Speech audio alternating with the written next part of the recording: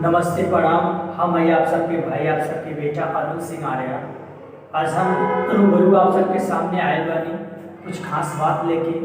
एगो बिहार का लड़का ना, पूरा देश का लड़का, पूरा भारत के लड़का जो 10 महीना के बा और ओकरा के ऐसा खतरनाक बीमारी हो गई बा जोना के दवाई एगो सुई 16 करोड़ के लागत। अगर वो लड़का के 16 करोड़ के सुई ना लागी तो बची ना। तो हम ये आप सबके बीच में एगो छोटा सा सॉन्ग प्रस्तुत करत हनी। और अगर जे भी जकरा भी लगे गाना पहुँची, अगर जे भी खबर ना सुन ले हो प्लीज़ सुनी। और अगर आपके पास कुछ रुपया बा, अगर 10 रुपया बा तो 10 रुपया डिपोजिट करी और वो लड़का खातिर यूट्यूब पे सर्च मारो, कर अकाउंट हर एक चीज़ आ जाए। और हमारा पास उतना पैसा बा ना कि ये सॉन्ग के जाके पूरे स्टूडियो में गा ली, ताकि थोड़ा स्थिति हमारे प्रॉब्लम में चला था। आप सबके आशीर्वाद और प्यार है तो ज़रूर हो जाए सही। और आज ये गाना के सुनल जाओ और बहुत ही अच्छा हम अपना कलम के द्वारा एक गाना के लिखले बानी, बहुत ही अच्छा हमारा लागेला। उम्मीद बा आप सबके अच्छा लगी। प्लीज़ एकरा के लाइक मत करब जाए, लेकिन शेयर इतना करब जाए गाना की कि ताकि हर एक के खबर लगे। हम सुनावत हैं। बचाला बचाला बचाला बाबू आयांस के, बचाला बचाला बचाला बाबू आयांस के। सब मिलिए के धनवा जुटाला हो, सब मिलिए के धनवा जुटाला हो। बचाला बचाला बचाला बाबू आयांस के। बट 16 करोड़ के बतियान हो, ऐसे बाबू माई के फटे छतियान हो।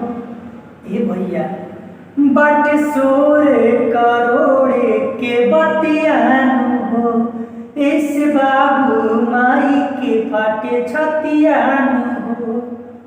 सोचल कवनो तरकीब ना सोचाला हो, सोचल कवनो तरकीब ना सोचाला हो।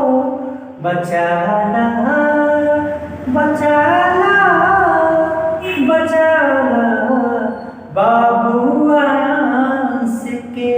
बचाला बचाला बचाला बाबू आयांस के। अंतिम लाइन में गुहार करत है सरकार से।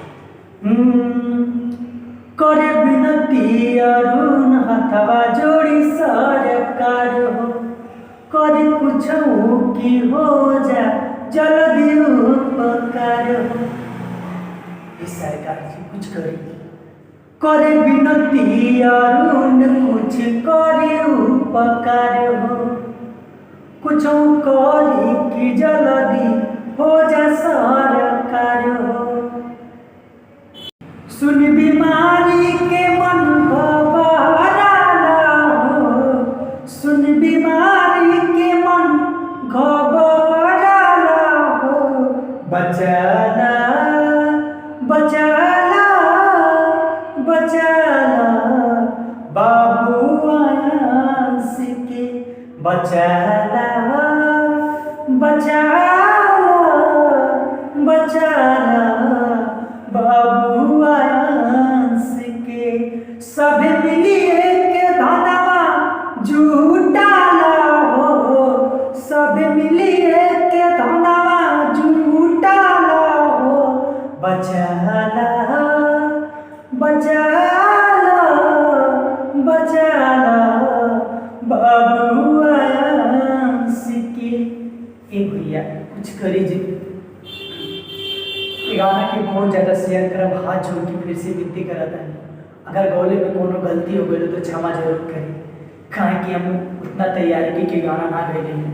कहें कि आप सबके संदेश पहुँचावल बहुत जरूरी बा और सुई लगवावल बहुत जरूरी बा। तो भैया हाथ जोड़ के विनती बा आप सबसे जरूर जरूर सपोर्ट करें और ये गाना की बहुत ज़्यादा शेयर करें। धन्यवाद।